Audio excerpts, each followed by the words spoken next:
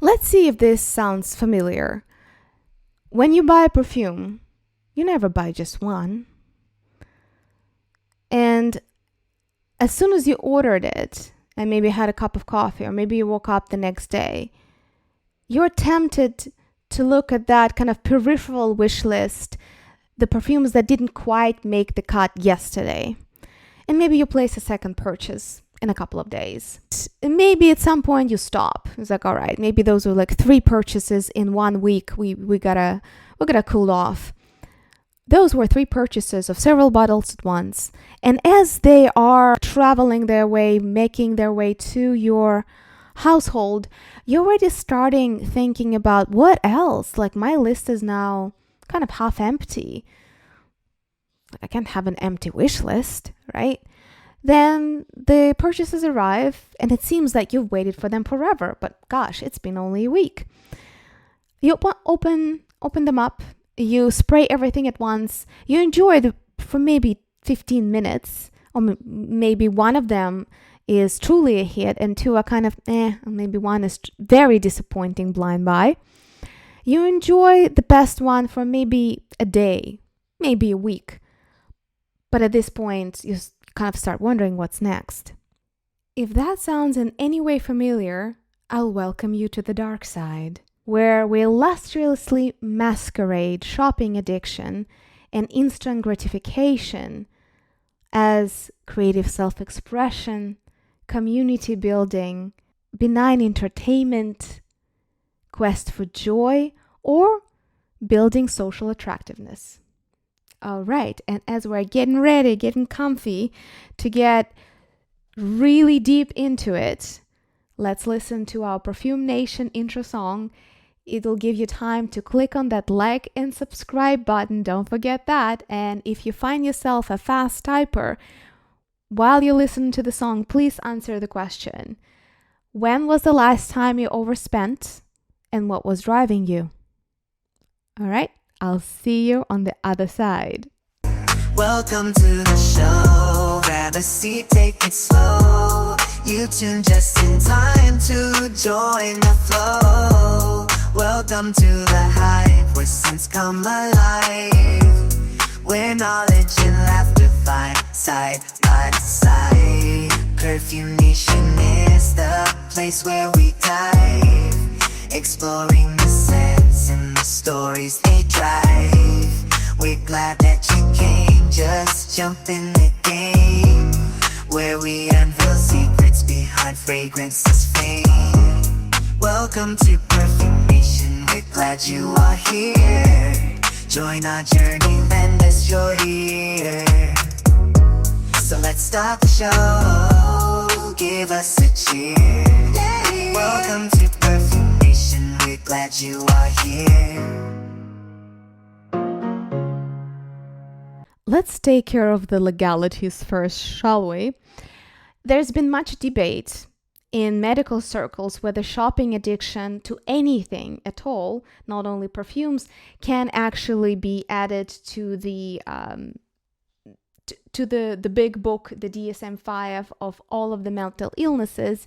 And the argument stands that we have been medicalizing too many of more of a moral or taste or ethical problems into something truly pathological, which is more like a choice of a lifestyle rather than a real medical problem. I'm curious where you stand on that. Do you consider shopping addiction equivalent to chemical addiction or to any other compulsive or anxiety-driven mental illnesses? I'm just curious to kind of gauge where you stand on the matter. I myself, I'm open to any classifications that are useful to the endpoint user. If somebody gains validity, like some people gain validation when they get a diagnosis, and that actually helps them to research treatment options, to connect with others who carry the same label. And for some, it kind of pathologizes and robs them from feeling empowered to make a change. They feel sick, they feel weakened, they feel like they're broken in some way. So in that case, I don't think any kind of over-diagnosing would bear any fruits to the end user. So I'm more, I would say, agnostic on the issue of whether we should and should not call ourselves, especially if we're deep into our shopping addiction and have been kind of hopping from one domain to another for a number of years. I'm sure some of you definitely recognized yourself and me in that. That's not really the point of this video, and I don't think that's really the main question for us to ponder. So how about in terms of over-diagnosing or putting a medical label on it, we just say, sometimes I get carried away and this habit makes me miss on opportunities that I would rather pursue instead, right? I think that's a soft enough framing of a legitimate problem that we consider a problem in our lives, so we can move forward and actually talk about how it happens and what can we do. There seems to be an exponential growth of not only of fragrance releases, but of brands as well. So I needed to come up with some way of allowing myself not to care and stopping this endless chase of the next new release. I was never really that driven by novelty to begin with. So for me, once I figured out these conditions, life became that much easier, especially now when 1/3 of the new releases are by niche brands. So you cannot longer call yourself niche as a sub-market if you own over 30% of the market, right? So number one, new brands are only allowed in my collection if they have distinguishable, unique narrative, and they are collectible, meaning that they don't do 50 releases a year. So there is some meaning behind each release, and they are in my budget full price. Therefore, my shopping became that much easier that probably nearly a half of niche and some of the boutique lines just are no longer in the running.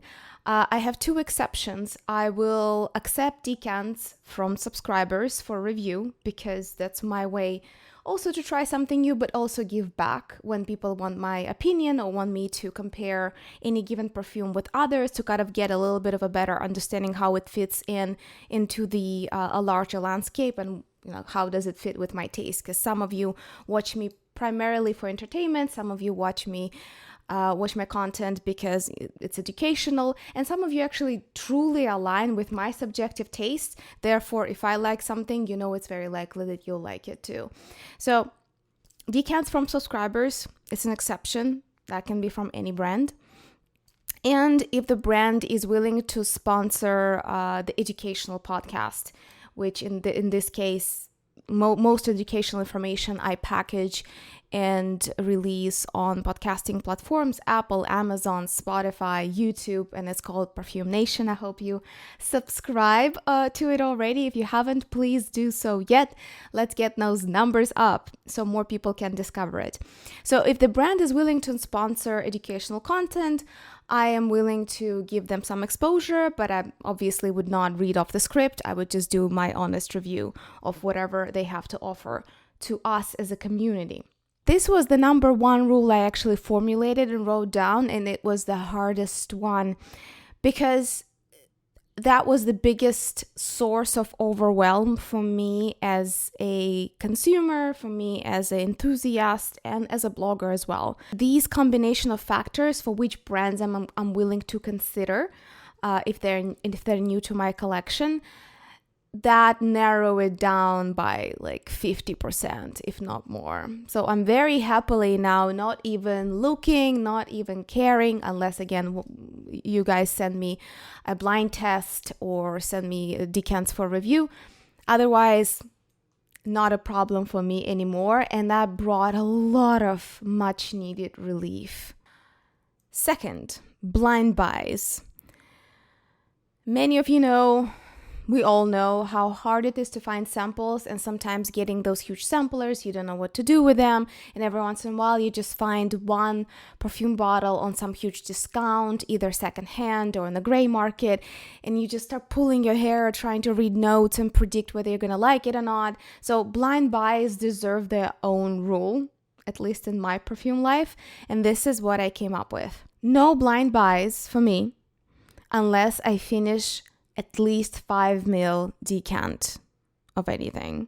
At the very least 3 ml, but usually 5 ml actually gets me a better understanding of whether I will wear it constantly, whether it really meshes well with my skin chemistry, with my schedule, with my taste, and with the circumstances of the climate that I live in and the kind of movement that I do through the day.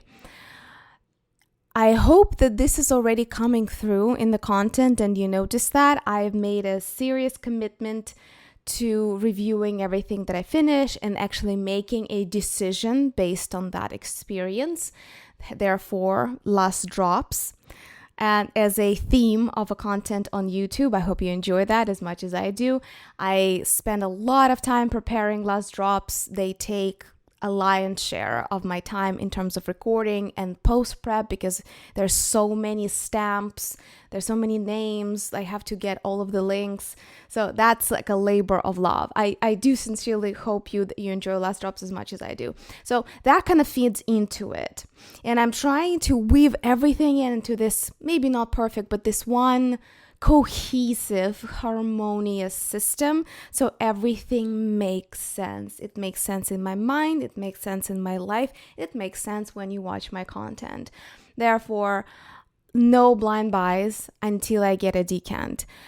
Will I break this rule? Have I broken this rule? Maybe. That said, it's still a rule. I still look at it every day, and I probably have curbed any blind buying activity that was pretty much unbounded before, and it was the easiest way for me to waste a lot of time and a lot of money. I curbed it by like 90%. Am I super duper perfect and without a flaw? No, but we'll save that for another video when I show you what I bought in this season. Next category that became new.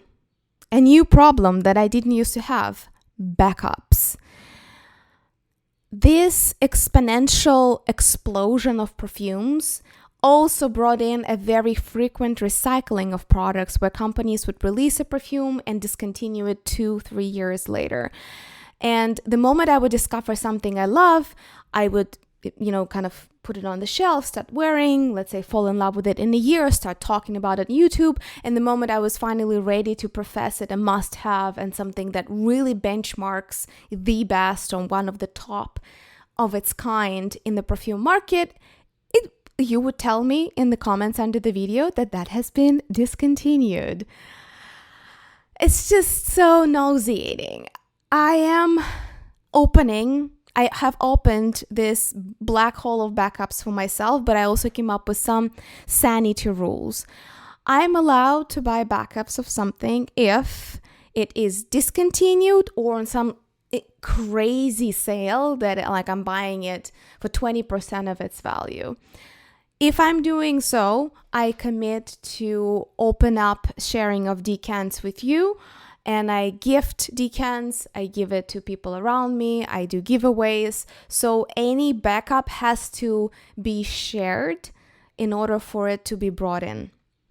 So far, I've been adhering to this rule pretty faithfully. I can imagine some people might be panicking right now. It's like, oh, so we're going to hear about the same perfumes till the end of the year, Maria, right? It's going to be the most boring perfume channel known to YouTube.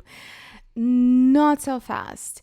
There will be shopping happening, including on this channel. That said, I am focusing my shopping activities and explorations to the trends of the year as I define them with the help of marketing companies and the kind of know-how and insider knowledge that I have access to. So I've made the video about the top notes of 2024. I have started exploring those notes. I already gave you a few recommendations. The second review on the big, massive review on the lilacs is definitely coming. Get ready. There will be a huge sampler that you will be able to get with it, so you can make your own conclusions and try the best of what the fragrance market has to offer when it comes to lilacs. I'm working on soft leather, incense, all of that good stuff. So this is where I'm focusing my shopping activities. Everything else is 10 times less important.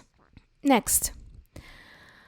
I've noticed that it is a dangerously common dynamic for especially American English culture is to go through these explosions of collecting whatever the thing the person gets into.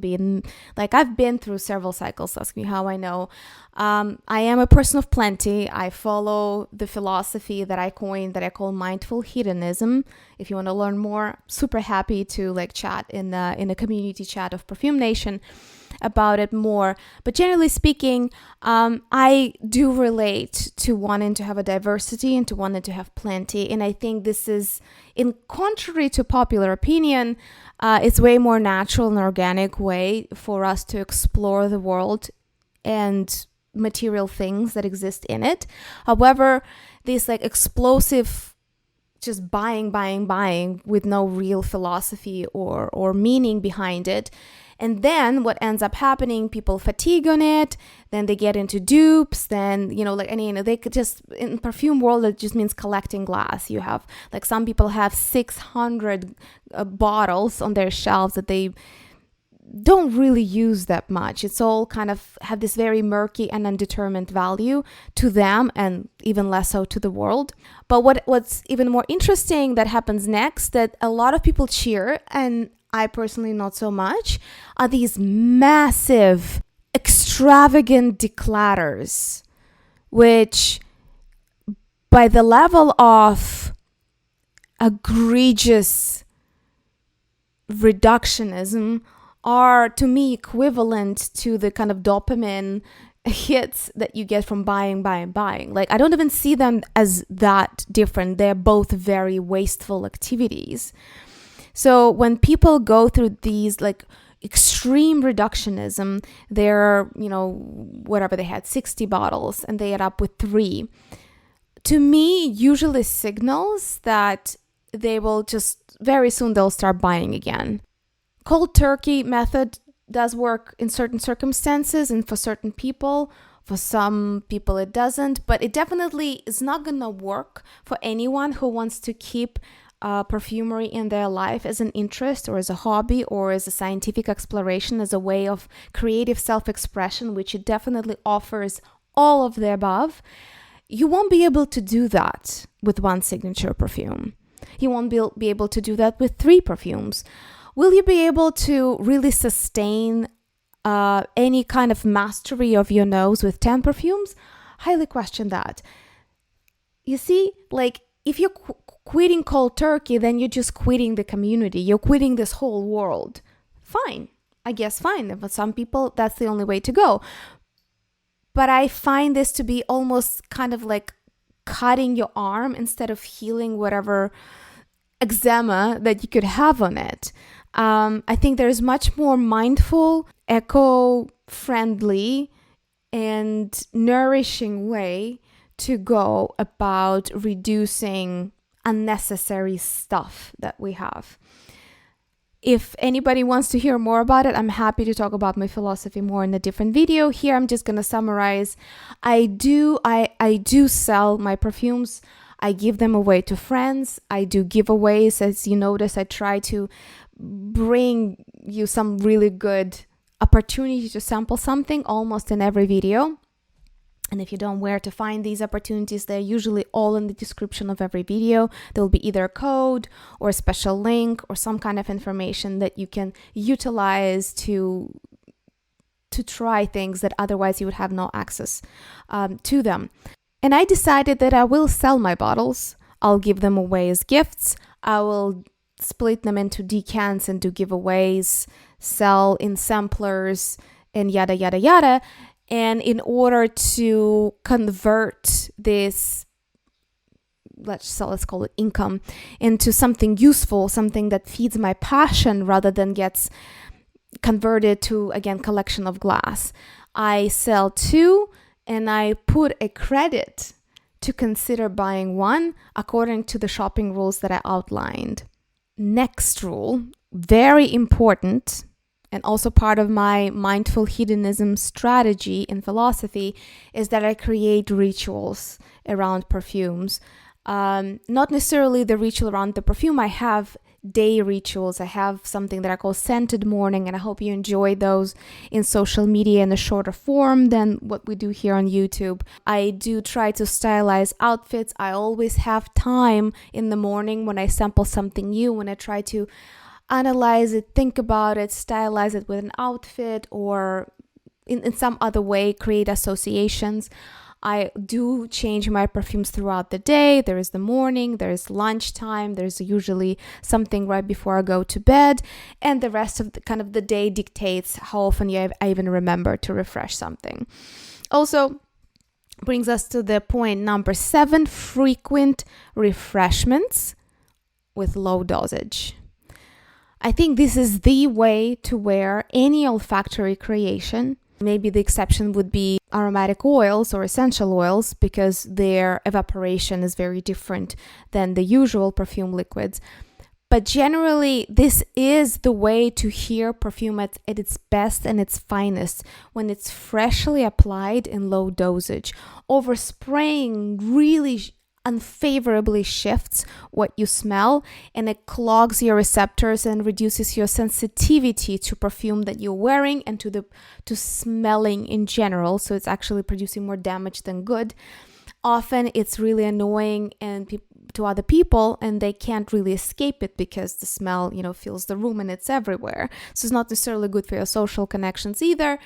And as I said, you're not going to get the same full spectrum as the perfumer envisioned it, full experience, when you applied some, 20 sprays 8 hours ago. That's just not how chemistry works. That's not how smelling works. Our olfaction systems don't function that way, and the aromatic molecules and evaporation doesn't function that way. Therefore, I have decants everywhere of the perfumes I'm trying, the perfumes in my collection. I decant, I put it everywhere, or maybe I carry a certain set with me if I'm testing and working on something. And it depends on the perfume and how busy I am, but sometimes you can refresh, you can do 1 or 2 sprays every half an hour easily. And you get this 3D, voluminous, diverse experience, because the top notes you will only ever smell when you just sprayed the perfume. That's the reason they're called top notes. Those are very highly volatile molecules that no matter if you bathe in a perfume, they're not gonna stay with you for longer than an hour.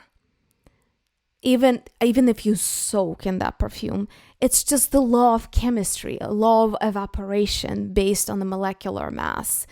Sorry for those of subscribers who, keep thinking that, I'll just apply more and it will last longer. Something will last longer, but you will not experience the perfume you bought.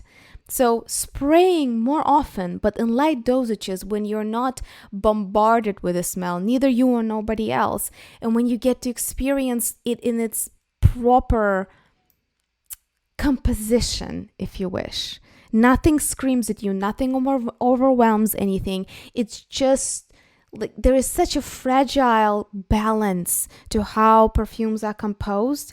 It seems to me it's such a miss not to take advantage of that and not to experience the full beauty and complexity and dynamism of the olfactory design if you can. And all it takes is just keeping a decant around, just a little spray. So definitely taking advantage of that. And that also feeds into using what you got, right? It increases my satisfaction in diversity of the perfumes that I once paid really good money to acquire. So win, win, and we can't stop winning with this rule. It's just all around amazing rule to have. The number 8, I've already mentioned, last drops. I am diligently working through my samples, through the decants that are new to me, benchmarking, putting more effort into not just trying like yeah or meh, actually trying to understand it, looking at the reviews, looking at the notes, looking at the official website of that fragrance, seeing what did the author try to say with this creation, benchmarking against what I have in my collection, what it can remind me of, writing down a few notes here and there, and reporting back to you in the last drops. Then I make a decision. Am I buying this? Am I not? What's the best alternative? Report what the conclusions and the synthesis I've come up with. And that kind of is the finishing line for that particular fragrance, unless I'm buying a full-size bottle. So that encourages me to actually finish up things, to come up with a cohesive understanding and conclusions for each particular creation, instead of just having probably I probably have 500 samples laying in different places, and all of them have started, and you can remember what you tried yesterday. So focusing on picking up a set of 10, working through them, really getting to know them and understand them in context of everything else that I know of, making conclusions, reporting the conclusions, making decision, closing that door is much more efficient and actually is faster way to become better at smelling, become better at this game of recognizing and comparing perfumes. It's much more useful for you because I bring you well researched or at least well thought through recommendations, and I actually lower the overwhelming diversity of titles that I'm constantly surrounded by. Rule number 9 is the one that you probably already have noticed I started working on. I am committing to do deep dives into various aspects of the perfume world and pulling my attention more to the quality and the universe of meanings rather than constantly chasing that next purchase, that next kind of dopamine hit. The more I study, the better I start reflecting and understanding even the most mundane experiences that relate to olfaction. The more I start appreciating my favorites, the more I start understanding why certain notes, why was I so uncomfortable with them, and what were those things that I could only describe with rather abstract adjectives or feeling associations. Learning more about the chemistry, learning more about what's behind the industry, learning about the logistic chains, learning about the financial markets when it comes to the big players in this market. All of that not only deepens our understanding of this world and gives us more confidence and more depth in how we approach every new purchase or every new scent, it also kind of dampens the desire to shop because it just takes time. And in a way, it's a much more nourishing food than constantly perusing, Mercari or FragranceNet or any other website that sells fragrances. This constant checking of inventory in different places, it can be good for our brain. It can be good for us. And the number 9, these deep dives, they are truly healing and improving my brain function, my ability to recall. They bring so much more color to my life in general that now I'm just like a big proponent. If you want to do it together, please join me in the Perfume Nation and other videos. Please leave comments, share your thoughts, try to make prognosis on what do you think is going to happen with this brand or with this note. Do you think it's going to be popular? No. All of that kind of starting to express and formulate opinions and thoughts and forecasts, if you wish. All of that is tremendously helpful in curbing this compulsive desire for novelty. Playdates. This is the number 10.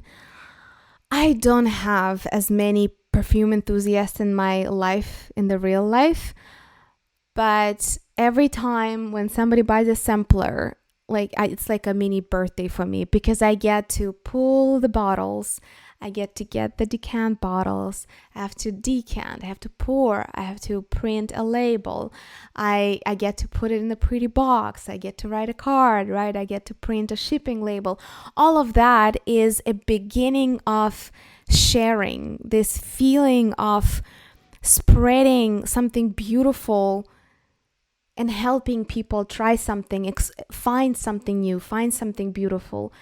And usually once I'm done with any given decant order, I go back to my shelves and I'm just in a completely different mood, and I start playing again. I start smelling things. I start comparing them again, trying them on different blotters, putting something on. It's like, oh, I forgot how that, I've never noticed that little oiliness in Megalium by Carnet Barcelona. Oh, this is kind of, is this changing its profile? Is it getting old? Is it getting vintage? All of it kind of opens up the portal, the playfulness into seeing things from a different angle, and it's enjoying the having rather than acquiring phase. So yeah, the rule number 10 is perfume playdates. And thank you so much, everyone who placed an order, who gives me an opportunity to share what I love with you and give you these little sandboxes and packages full of love and really amazing juices. That really makes me very happy. So that's my 10 rules. This is my new philosophy of how I exist in the world of olfactory design. I hope you found it useful. I hope that will inspire you to review a little bit some of your habits and harmonize, because the reason we got into this, because we were seeking meaning, we were seeking pleasure and meaning, right?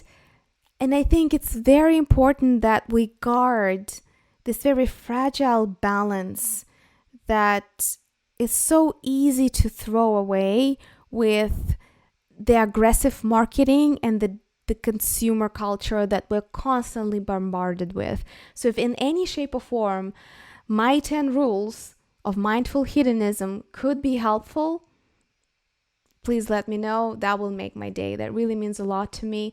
Your support, your comments, your thoughts, your questions, which I'll be waiting for not so patiently.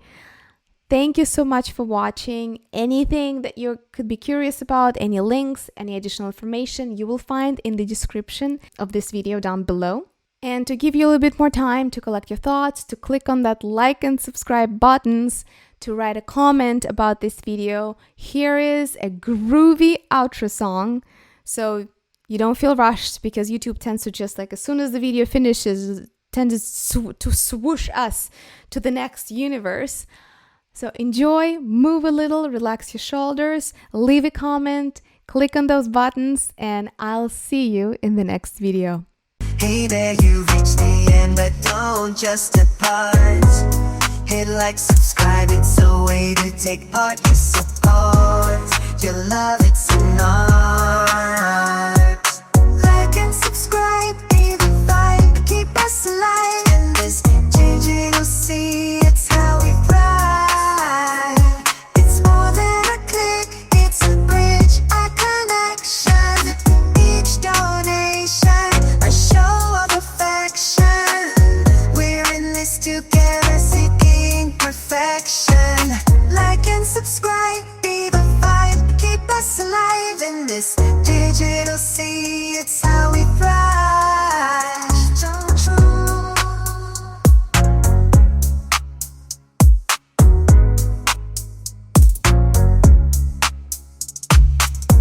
So here's a call to one and all. Stand with us, answer the call.